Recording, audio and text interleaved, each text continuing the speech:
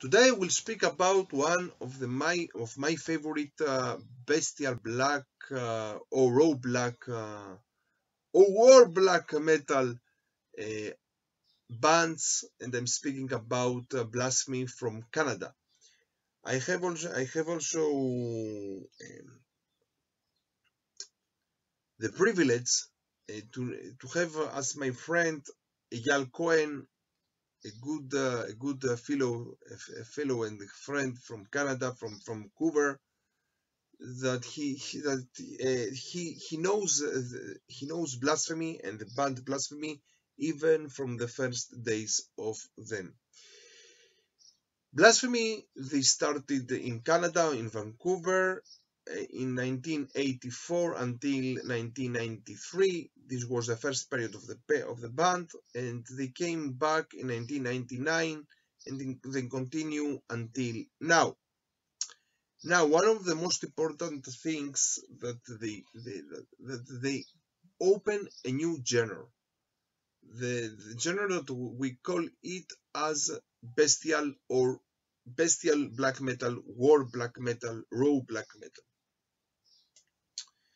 And someone maybe will say that this kind of black metal is even more influenced by death metal or by grindcore and less from black metal, or maybe they have some influences of the first wave of black metal bands, for example, Tormentor or Von from United States, Tormentor from Hungary, or some influences of the Brazilian thrash metal bands, for example, Mystifier, Sarcophago, Vulcano, and even the first albums of Sepultura, some influences of the German Teutonic thrash metal bands like Sodom, Destruction, and Creator.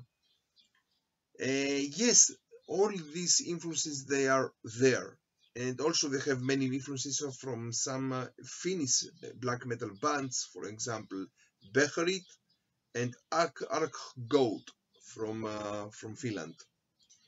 And even more, I can say that the Finnish band Impalt Nazarene has some common things with the bestial black metal, and also the American black metal band, one of the first black metal bands of the United States, of the USBM, Profanatica.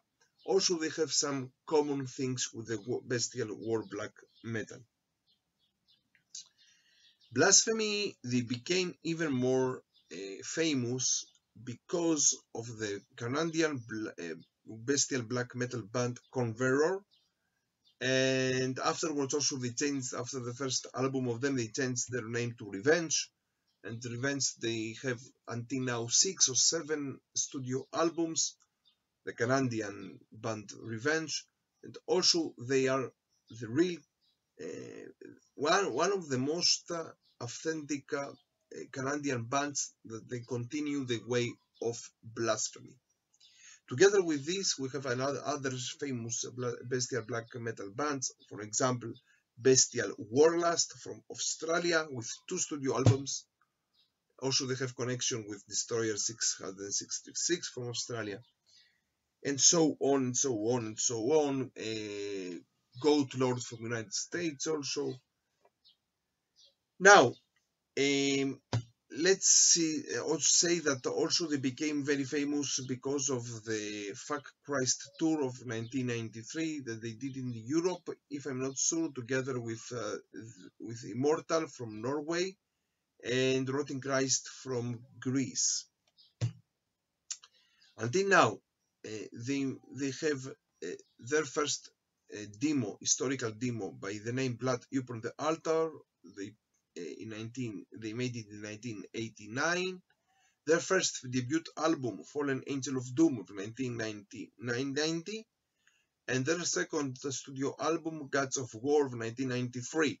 Afterwards, they disbanded. They came back in 1989.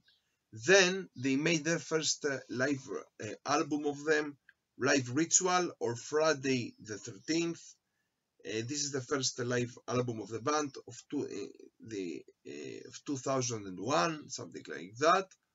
And until now, they made another 2 live albums and 2 other demos. But here I will not speak about the live albums of them. I will speak about their first demo and their first 2 studio albums. There is a question if they are skinheads, if they are Nazis or neo-Nazis. And remember, one of the members of the band, he's Afro-Canadian, by the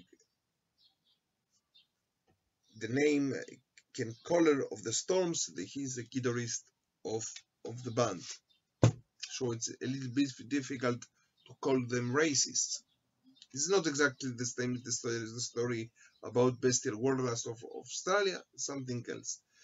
Now, one of the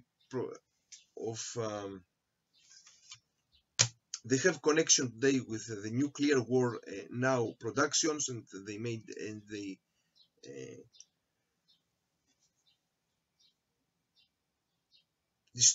distribute their albums. And also they have another story about the Ross Bay Cemetery. They made many pictures also in this cemetery, if I'm not sure. And there is a story that one of the members of the band, in the beginning of the band, he brought one tombstone from this cemetery, from Ross Bay Cemetery. And afterwards he had some acid trips. He started to have also nightmares about an infant. And after many of these nightmares, he decided to take back the tombstone to the cemetery, the Ross Bay Cemetery, and there he found that it was from a tomb of an infant. And when he came back without the tombstone, all these nightmares stopped. Okay, a special story. Also, they became very famous because of the compilation of Fenris of Dark Throne that came out in 2004 by the name Fenris Presents the Best of Old School Black Metal. And the opening track was a song of Blasphemy, Winds of the Black Gods. So, let's start. For me, there is not a worst album of them, of course.